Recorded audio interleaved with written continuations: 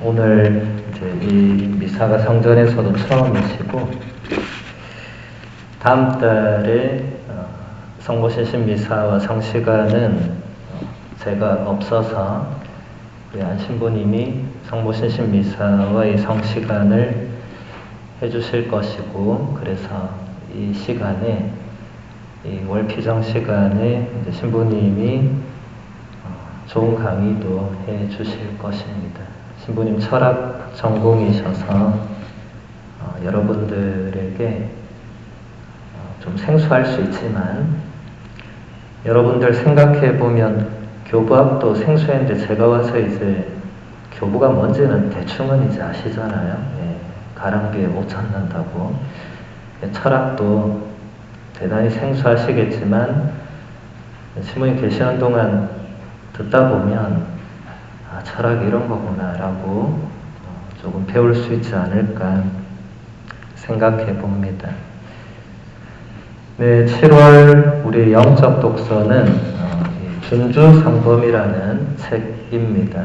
이미 사신 분은 좀 읽어보셨을 텐데, 토마스 캠피스가 이제 중세 때, 이게 15세기에 가장 걸작이라고 하면 걸작이고, 왜냐하면 우리 그리스도교의 책들 중에 성경 다음으로 가장 많이 출판되고 인쇄되고 읽혀지고 있는 책이거든요. 지금도 그렇습니다.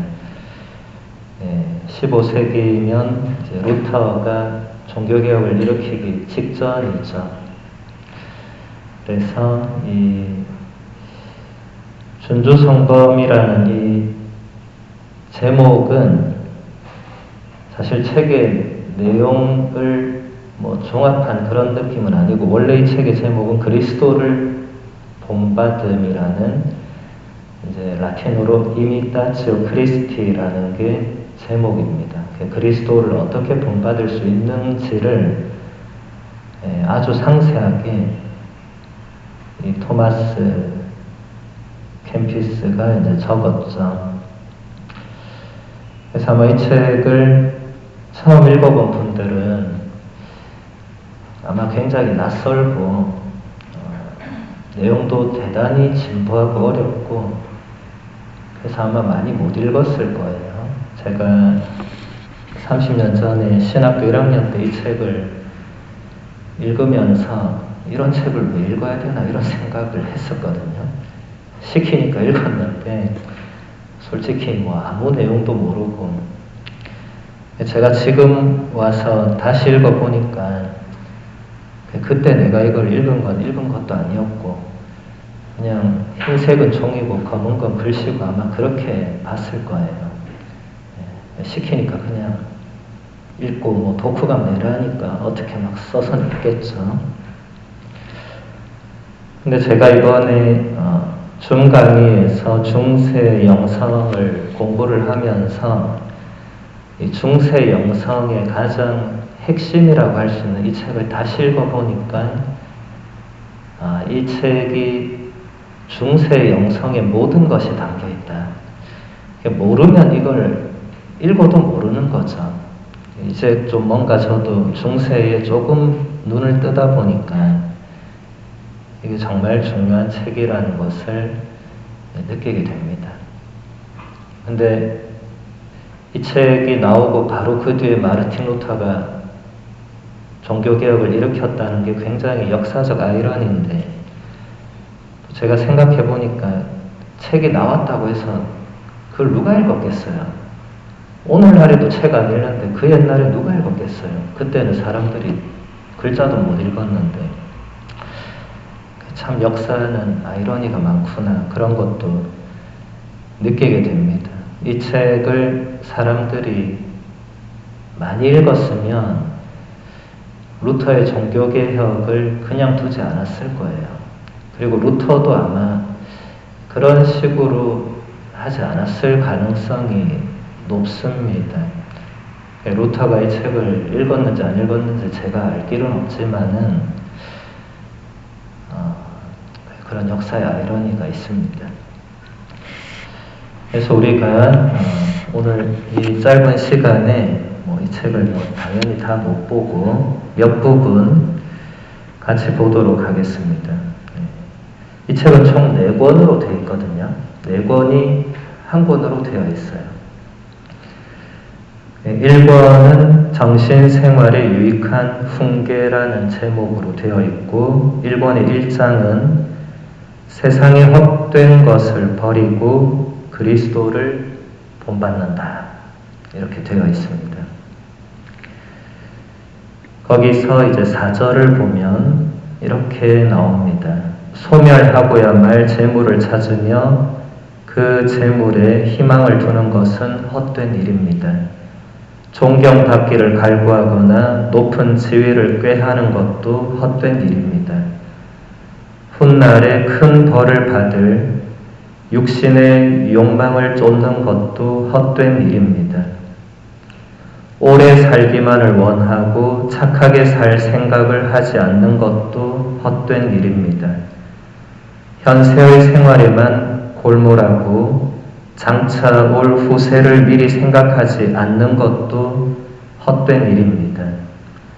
잠깐 사이에 지나가 버릴 것을 사랑하고 영원한 즐거움이 있는 곳을 향해서 발걸음을 내딛지 않는 것도 헛된 일입니다. 이걸 듣다 보면 코헬렛 1장을 떠올릴 수밖에 없죠. 코헬렛 1장이 헛되고 헛되다, 모든 것이 헛되다라고 하면서 시작되죠. 이 저자는 코헬렛을 읽고 이것을 쓴 것은 분명합니다. 이 부분을 그 헛됨에 대해서 더 구체적으로 쓴 거죠. 코헬렛의 저자가 살던 시대나 이 15세기나 사람들이 이런 헛된 것을 추구하면서 살았다는 걸 보여주죠. 지금도 마찬가지입니다. 세상 사람들은 헛된 것을 쫓아가면서 살아갑니다. 그러다가 죽죠. 신앙인들은 그렇게 살아서는 안 된다는 건데 이런 책을 읽지 않고 코헬렛을 읽지 않는 신자는 똑같이 살 가능성이 높겠죠. 헛된 것을 다 버려야 한다. 제자들이 예수님을 따라갈 때 그 루카복음서 5장에 첫 번째 제자들 부르시는 장면 떠올려 보시면 예수님께서 그 어부들을 부르실 때 어부들이 모든 것을 버리고 예수님을 따라갔죠. 예수님의 제자가 되려면 모든 것을 버려야 되는데 여러분들이 세상을 살려면 모든 걸 버릴 수 없으니까 적어도 헛된 것은 버려라 라는 얘기가 되겠죠.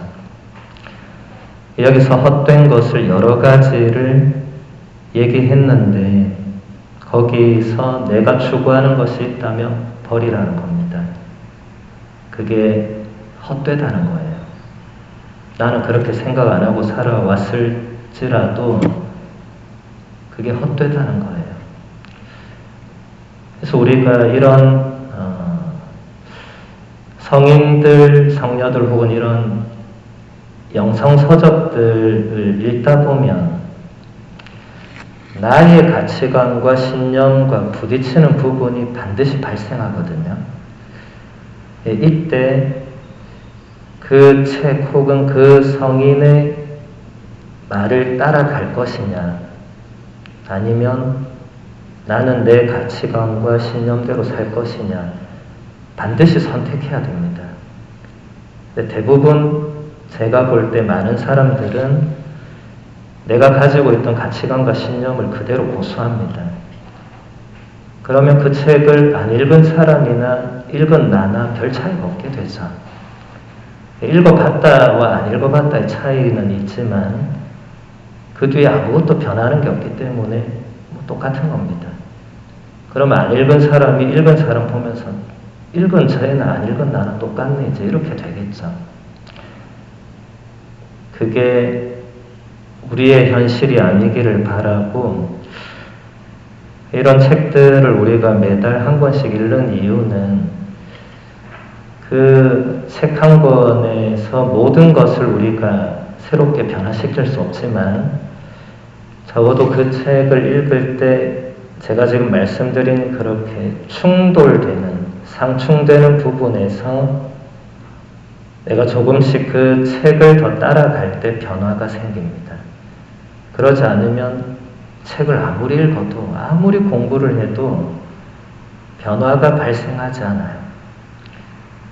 변화가 발생하지 않는 것은 그 또한 헛된 겁니다. 시간을 날리는 거죠.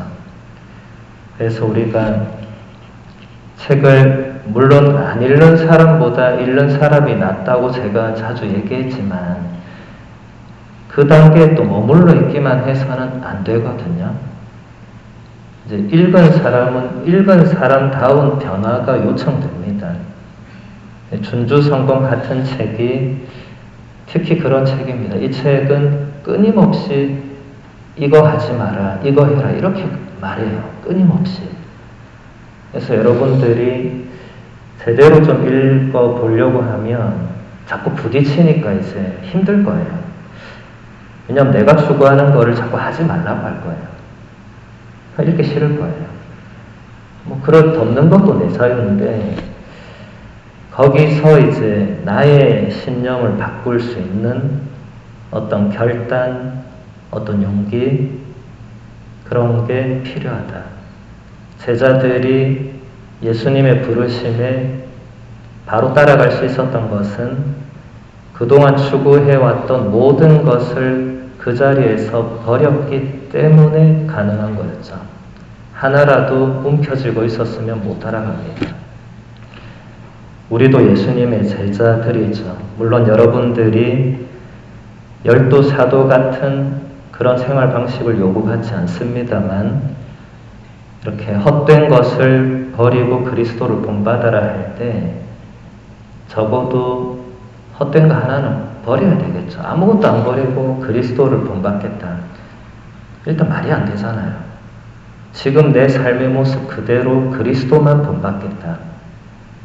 그건 말이 안 됩니다. 그 어떤 교부나 성인들도 그게 가능하다고 가르친 적이 없기 때문에 버려야 됩니다. 혹은 바꿔야 됩니다. 무엇을 버릴 것인가, 무엇을 바꿀 것인가를 본인이 알기 위해서 책을 읽는 거예요. 대부분은 그걸 몰라요. 그래서 그냥 살아요. 뭐 죄만 안 지으면 되지 이러면서 살아요. 물론 죄를 안 짓는 것도 중요합니다. 그래서 여러분들 자꾸 비교를 할 때 더 열등한 것과 더 낮은 것과 비교하면 안 됩니다. 그럼 자꾸 낮은 쪽으로 갈 수밖에 없어요. 제가 자주 말씀드리지만 성인 성녀들하고 비교해라. 그러면 더 높은 쪽으로 갈 수밖에 없어요.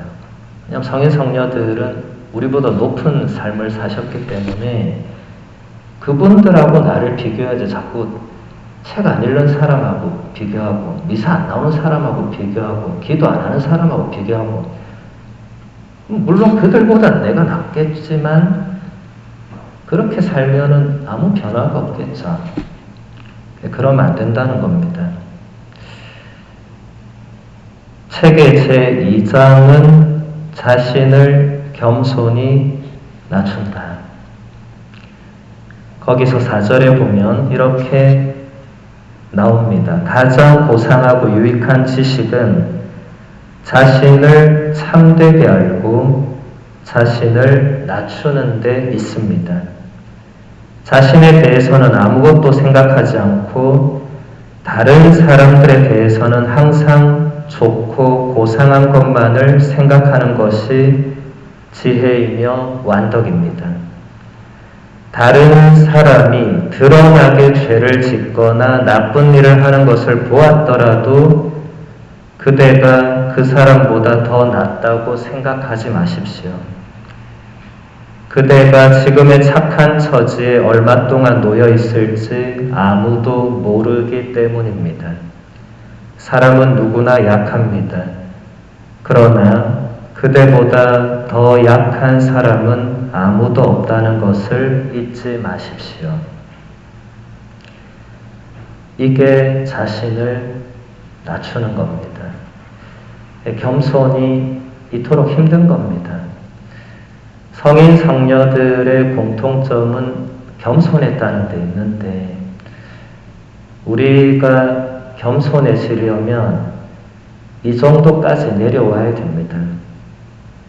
이제 다른 사람들이 드러나게 죄를 짓거나 나쁜 짓 하는 사람을 우리가 보잖아요.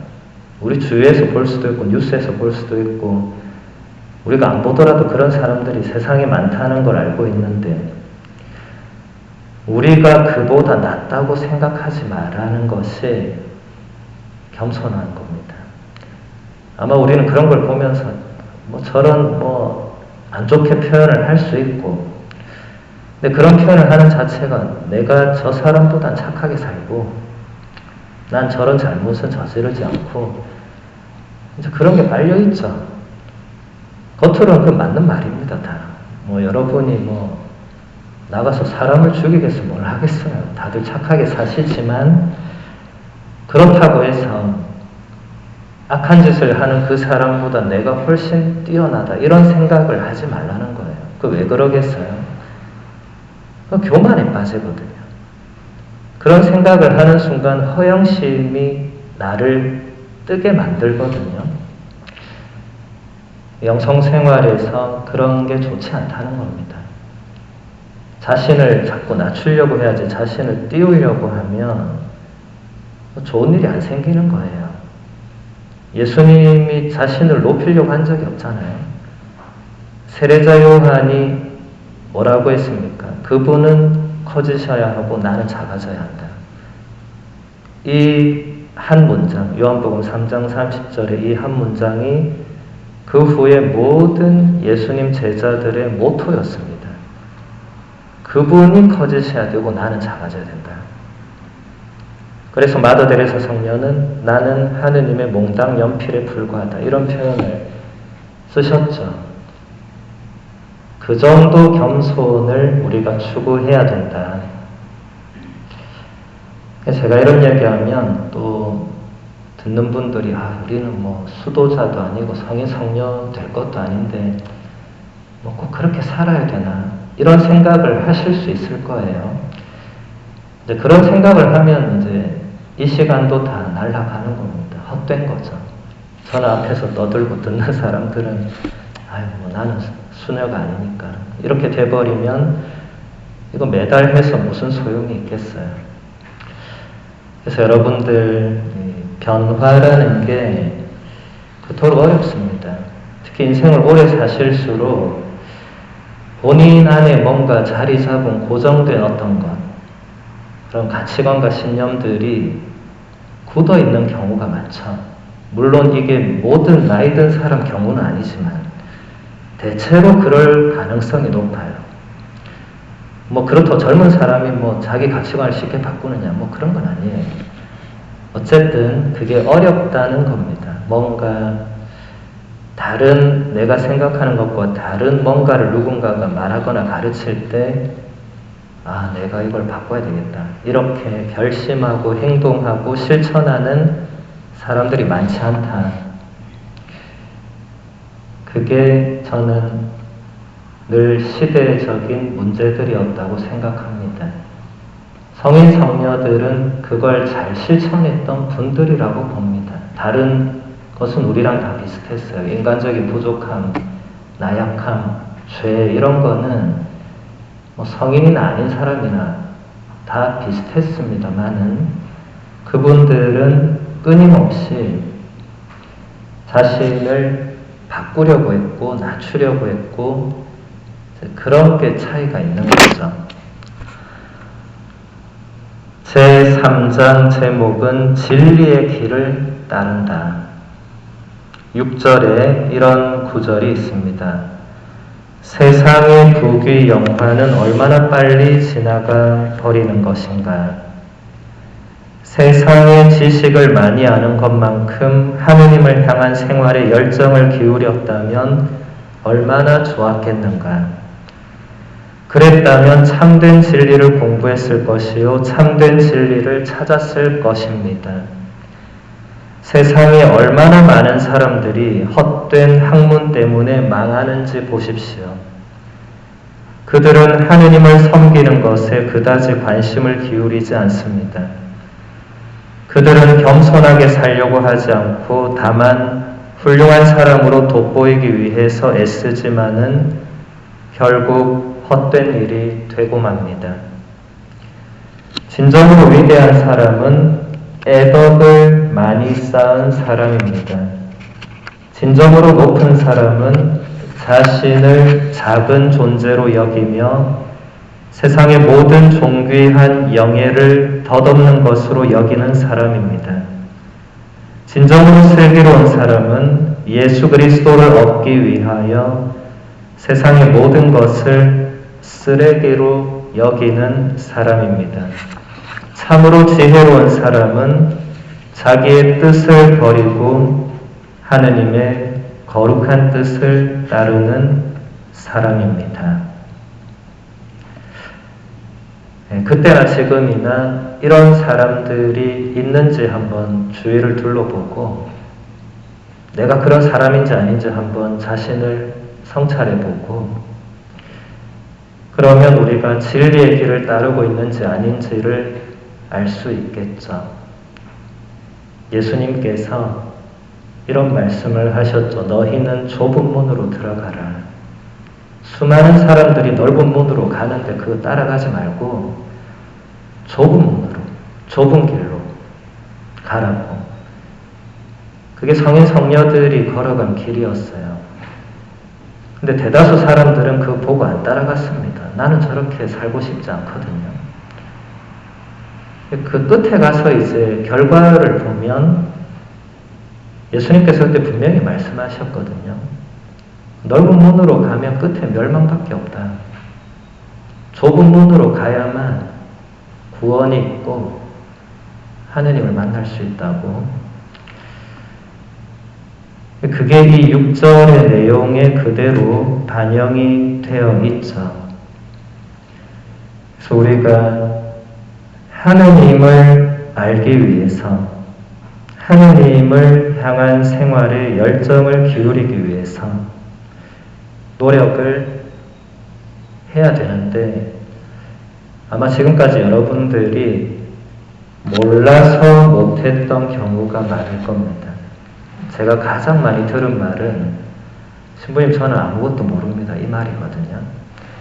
그래서 저는 그때 큰 결심은 아니고 결심을 한 게 이분들이 죽어서 하느님 앞에 가서 하느님 제가 몰라서 못했습니다. 이 말을 해서는 안 되겠다. 그럼 하느님이 나중에 저한테도 뭐라고 하실 것 같은 거예요. 너는 신부인데 신자들이 나에 대해서 아무것도 몰라서 못했다고 말할 때까지 너 뭐했냐 이렇게 물어보시면 제가 할 말이 없을 것 같더라고요. 적어도 저는 뭔가 이렇게 전하고 그리고 나서 그 하느님께서 똑같이 물어보시면 저는 열심히 전했는데 저의 전함에 부족함이 있었다면 그건 제 불찰이지만 받아들이지 않은 것은 사실 저하고 상관은 없으니까 그런 생각이 들었습니다. 몰라서 못했다. 이것은 분명히 사제들의 책임이 있습니다. 모르도록 방치했다는 거니까.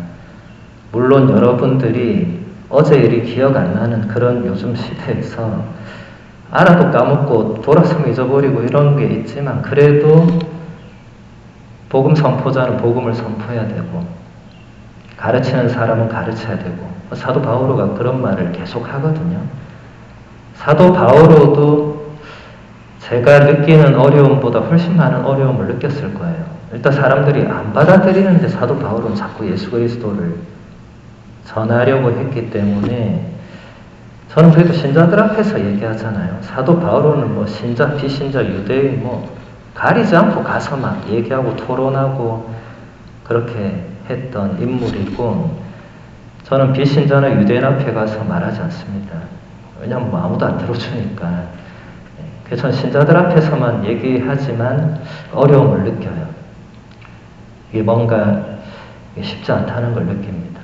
그게 여러분들에게 무슨 잘못이 있다 이게 아니고 제가 받는 느낌은 그동안 이런 게 너무 없었다는 느낌을 받아요. 이 교회 안에서 신자들에게 이런 걸 전하는 기회들이 너무 없었던 거 아닌가. 그러니까 제가 무슨 말만 하면 사람들이 어려워서 못 알아듣겠다. 물론 제가 어려운 걸 말하는 부분도 있고 제가 쉽게 설명하지 못하는 부분도 있겠지만 한 번도 안 들어보면 어려운 거잖아요. 제가 아까 가랑비 옷 젖는다는 얘기한 게 그냥 한 게 아니고 옛날부터 계속 들어왔으면 누가 와서 얘기해도 아, 저 얘기 맞아 이렇게 되는데 한 번도 안 듣고 있다가 갑자기 누가 와서 하느님 얘기하고 준주성범을 얘기하고 막 교부들을 얘기하고 그러면 저 도대체 무슨 소리를 하는 건가 이렇게 되겠죠. 제가 받는 느낌은 어디를 가도 그런 느낌을 받아요. 제가 강의 준비를 할 때 신자들이 아무도 듣지 않은 나만의 얘기를 해야겠다 이런 준비를 절대로 하지 않습니다. 교회 안에 2000년 동안 다 이어져 온 거를 제가 이 부분을 전해야겠다 하고 그걸 얘기하거든요. 그럼 듣고 있는 사람들이 끝나고 나서 신부님 전 그런 얘기 처음 듣는데요. 이렇게 나와요. 이렇게. 그걸 처음 듣는 거는 그분의 문제일 수도 있지만 그걸 한 번도 얘기하지 않은 사제들, 영적 지도자들도 책임이 있습니다. 잘못이 있다는 게 아니고 전달해야 될 사제의 가장 중요한 임무는 성사 집전이고 그 다음 중요한 건 신자들을 가르치는 거거든요. 그 교도권의 임무가 있거든요. 그래서 사제가 강론을 하고 교리교육을 하고 강의를 하고 하는 건데 그런 부분이 그동안 뭔가 소홀했다는 거예요. 그건 사제들의 잘못이라기보다 제가 생각할 때는 한국 교회가 그동안 추구해왔던 방향성에서 문제가 있지 않았나. 제가 어린 시절과 제가 신학생 시절, 제가 보좌 시절 생각해도 그런 게 중심이 아니었어요. 모든 것은 행사 중심이고 모든 것은 친목 도모였고 모든 게 그런 식으로 돌아가고 그러다 보니까 사람들에게 뭔가를 가르치고 같이 기도하고 이런 부분은 이제 주변으로 밀리는 거죠. 근데 그러다 보니까 제가 기본적인 몇 가지 얘기해도 사람들은 다 태어나서 처음 듣는 얘기로 언제 그런 얘기가 교회 안에 있었냐는 것처럼 그렇게 되는 거죠. 그래서 제가 할 일이 많다는 걸 느끼지만 저 혼자는 한계 더 많다는 것을 느낍니다. 제가 아무리 혼자 발버둥 쳐봐야 혼자서 하는 건 한계가 있죠. 사도 바오로도 혼자 한 것 같지만 그 서간들 사도행전 자세히 읽어보면 옆에 누가 꼭 있어요. 마르코도 있었고 루카도 있었고 이 같이 하는 이 분들이 계셨으니까 이게 이루어지지 세상에 나 혼자 그냥 그렇게 될 성인 성녀들도 뛰어난 성인 성녀도 혼자 한 것 같지만 누가 옆에 있습니다. 이제 그게 기록에 별로 안 남고 그래서 그런 거죠. 프란치스코 성인도 자기 혼자 그렇게 하지 않았고 동료 수사들이 있었잖아요. 죽을 때까지 옆에 동료들이 있었고 아벨라 데레사 성녀도 가르멜 수도회를 개혁할 때 모두가 반대했을 때 십자가의 성요한이라는 또 뛰어난 분이 그 아벨라 데레사 성녀와 함께 했기 때문에 개혁이 가능했죠. 누가 옆에 있습니다. 여러분들도 여러분 옆에 누가 있는지 한번 보세요. 여러분 옆에. 원래 끼리끼리 노는 법이잖아요. 유유상종이잖아요. 여러분 옆에 신앙인이 있는지 없는지를 한번 보셔야 돼요. 친구들 중에 혹은 만난 사람 중에 열심한 신앙인이 있는지 없는지. 그거 중요합니다. 열심한 신앙인 한 명 정도를 친구로 둬야 됩니다. 그래야 영향을 받거든요. 그 친구를 통해서 아, 저 친구는 참 저렇게도 열심히 하는구나. 왜냐하면 제가 아무리 얘기해도 사람들은 아, 신부님은 그렇게 사신지 원래 신부님들은 이렇게 나오기 때문에 별 효과가 없어요. 제가 얘기하는 거는. 근데 친구가 뭔가 열심히 하면 효과가 발생해요. 저 친구는 저렇게도 하네. 이렇게 되는 거죠. 좋은 친구를 두는 건 대단히 중요합니다. 제4장 제목은 슬기롭게 행동한다. 거기 2절에 보면 이런 내용이 있습니다. 무슨 일을 하든지 조급히 굴지 않고 자기 주장만을 고집하여 내세우지 않는 것은 큰 지혜입니다.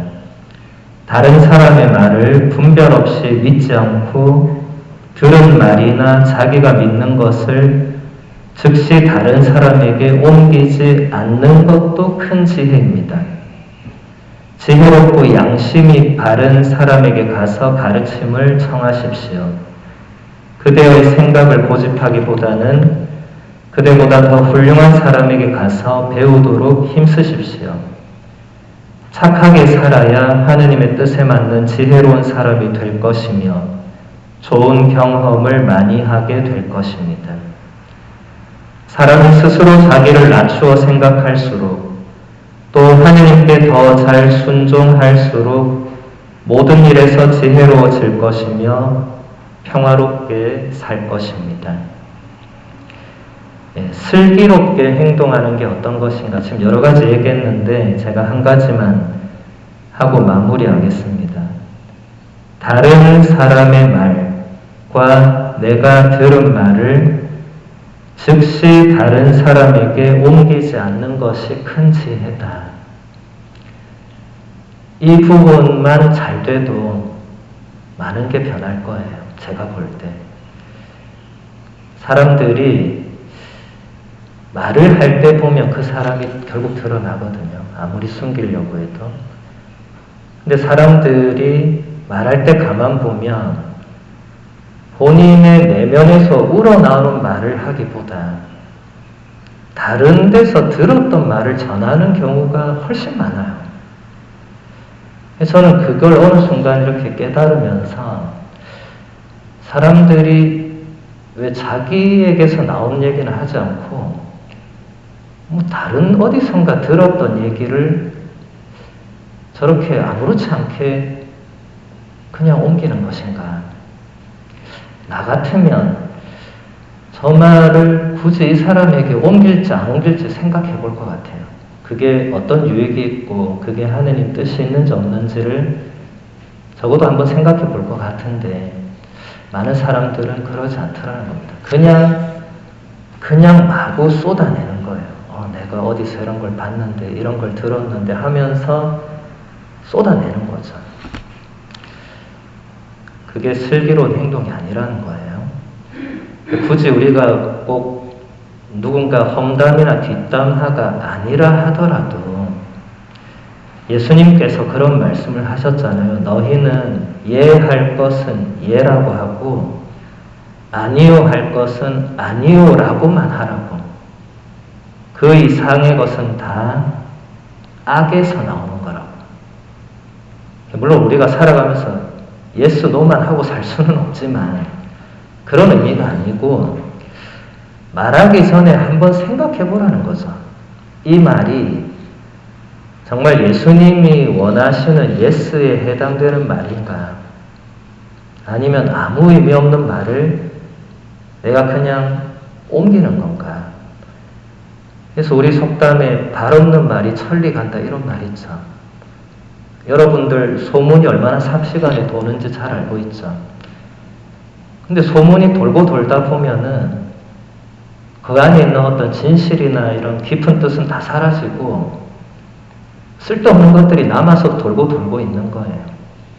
그러다가 또 다른 사건이나 이슈가 또 소문이 돼서 앞에 걸 덮어버리고 또 쓸데없는 소문이 또 돌고 돌고 계속 이런 식으로 사람들은 그럼 피곤해지겠죠.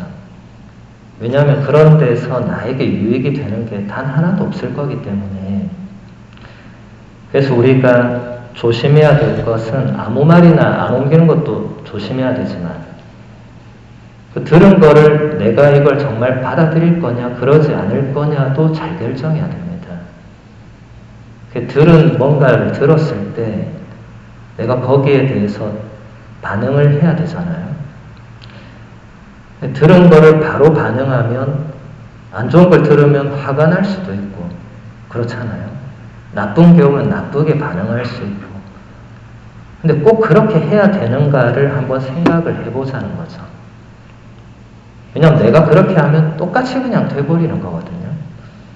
그러지 말고 분별을 해야 된다. 여기도 나오잖아요. 다른 사람의 말을 분별 없이 믿지 마라. 다른 사람이 무슨 말을 하든지 그 분별해서 받아들이라는 거예요. 다 받아들이지 말라는 거예요. 무슨 말을 하든지. 다른 사람이 예를 드는 거예요. 야, 누가 너에 대해서 이러이러 말을 하더라. 이럴 수 있죠. 그럼 즉각적으로 반응해서 화를 내는 사람들이 있어요. 걔가 나한테 그랬다고 막 이렇게 하면서 물어보면 자기는 절대 그런 말 했다고 안 하겠죠. 그런 식으로 하지 말고 그거를 분별을 하면 된다는 거예요. 그래서 여러분들이 이 관계 속에서 살아가기 때문에 너무 남의 말을 무시해서도 안 되지만 너무 또 남의 말에 막 휩쓸려서도 안 된다. 정말 나를 위해서 그 사람이 이런 말을 했는지 하지 않았는지를 곰곰이 생각해 본 뒤에 나를 위해서 누군가가 그렇게 했다면 받아들이면 되겠죠. 근데 나를 위해서 그런 말을 할 사람은 제3자에게 하지 않습니다. 직접 나한테 합니다. 이랬으면 좋겠다고. 근데 제3자에게 무슨 말 하는 거는 정말 나를 위한 이야기라기보다는 다른 성격의 이야기들이 많겠죠. 그러면 안 받아들이면 됩니다. 그냥 그런가 보다 혹은 그렇구나 하고 넘기면 됩니다. 예수님도 수많은 반대자, 적대자들이 있었죠. 예수님이 그들을 어떻게 대하셨는가를 떠올려 보시면 됩니다. 그래야 여러분들이 그 아무 말 대잔치에 휩쓸리지 않고 평화를 유지할 수 있습니다. 여기서 그 마지막 문장이 모든 일에서 지혜로워질 것이며 평화롭게 살 것이다. 그게 그렇게 연결이 되는 것입니다. 그 뒷장부터는 여러분들 책 사신 분들이 열심히 잘 읽고 한 가지라도 실천에 옮길 수 있도록 많은 것을 실천하려고 하면 몸살납니다. 일단 하나만 실천해보자. 그게 중요합니다. 하나씩 하는 것. 그렇게 또 한 달을 잘 보내시기를 바랍니다.